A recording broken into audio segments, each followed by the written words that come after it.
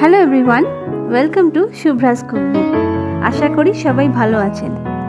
আজকে বানাচ্ছি রুই মাছ দিয়ে একটা খুবই জনপ্রিয় রেসিপি, যেটা হচ্ছে দই মাছ।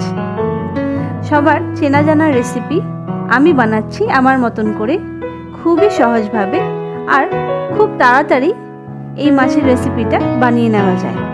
তো চলুন আর দেরি না করে দেখে নেওয়া যাক রুই মাছের দই মাছ। Welcome to Shubhra's cookbook.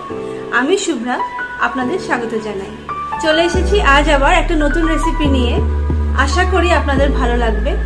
যদি ভিডিওটা ভালো লাগে তাহলে আমার চ্যানেলটাকে প্লিজ সাবস্ক্রাইব করে সাপোর্ট করবেন, বেল আইকনটা অবশ্যই প্রেস করে দেবেন, আর খুব খুব ভালো থাকবেন সবাই। রাখুন, দেখতে থাকুন শুভ্রাস কুকবুক।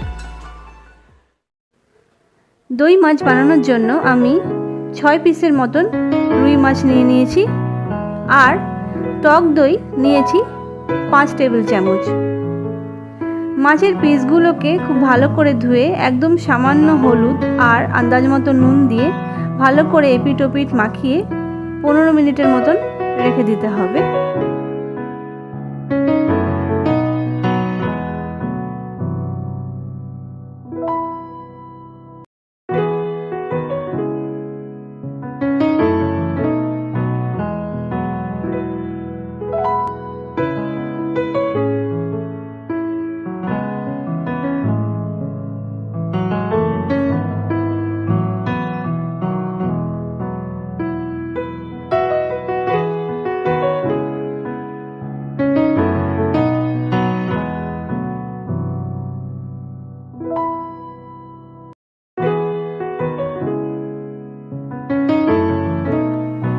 এদিকে মশলা বানানোর জন্য আমি মিক্সার গ্রাইন্ডারে একটা বড় সাইজের পেঁয়াজ এইভাবে স্লাইস করে দিয়ে দিচ্ছি।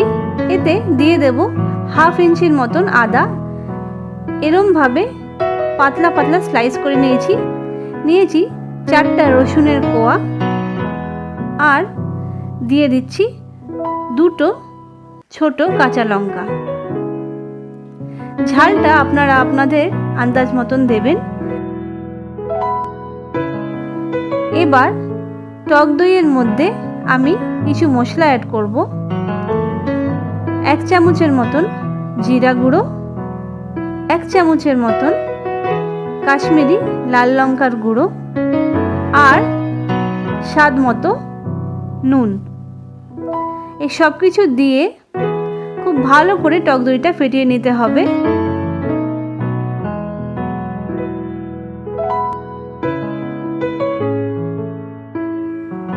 টক দইটা রুম টেম্পারেচারেই রাখবেন, না হলে ঠান্ডা টক দই যদি রান্নায় দেওয়া হয় তাহলে সেটা কিন্তু ছানা হয়ে যাবে। এই যে আমার আদা রসুন আর পেঁয়াজের পেস্টটা রেডি হয়ে গেছে। এইটা আর দই মশলার পেস্টটা আমি সাইড করে রেখে দেব। কড়াইয়ে দিয়ে দিলাম সরষের তেল, আর তার মধ্যে দিয়ে দিলাম মাছের পিসগুলো। মাছের পিসগুলো আমি এক এক করে সরষের তেলে ভেজে নিচ্ছি। খুব বেশি কড়া করে ভাজতে হবে না, হালকা ভাজলেই হবে। মাছের পিসগুলো আমার ভাজা হয়ে গেছে, এখন আমি এটা সাইডে রেখে দিচ্ছি।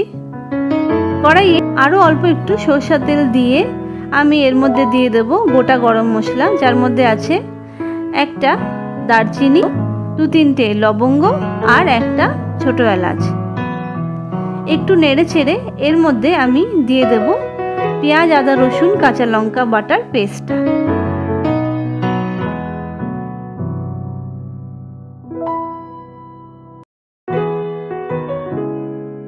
এর মধ্যে দিয়ে দেব আন্দাজ মতো নুন। নুনটা বুঝে দিতে হবে, কারণ মাছেও নুন দিয়ে ভাজা ছিল, টক দইও নুন দেওয়া আছে, তাই নুনটা সেই হিসাবে বুঝেই এখন দিতে হবে। ঢাকা চাপা দিয়ে এই মশলাটা আমি কষতে দেব, আর যখন তেলটা উপরে ভেসে উঠবে তার মানে আমাদের মশলাটা খুব ভালো করে কষে গেছে। তাই এখন দিয়ে দেব আমি মশলা দিয়ে ফেটিয়ে রাখা টক দইটা। টক দইটা দিয়ে সেই বাটিতেই সামান্য একটু জল দিয়ে বাটিটা ধুয়ে সেই জলটা আমি কড়াইয়ে অ্যাড করে দেব। আর আবার 2-3 মিনিটের জন্য এই টক দইয়ের মশলাটা ঢাকা চাপা দিয়ে আমি কষতে দেব।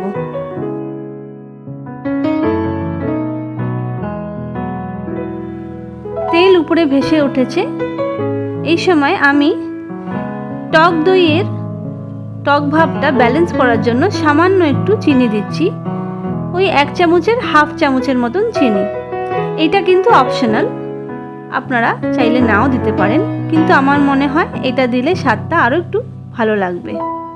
তাই চিনি দিয়ে খুব ভালো করে মশলাটা নেড়ে চেড়ে আরও কিছুটা জল দিয়ে দেব। যতটা ঝোল আমার দরকার ঠিক সেই পরিমাণে জল দেব।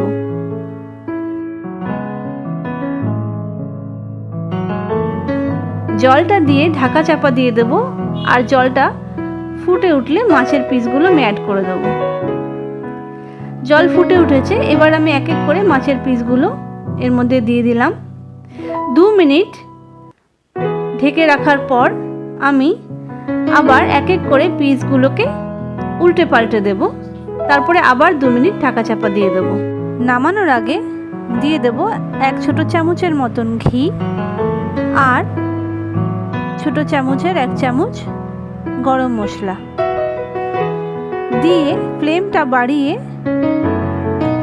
2 মিনিটের জন্য ফুটতে দেব মাছের ঝোলটা, তারপরে বন্ধ করে দেব।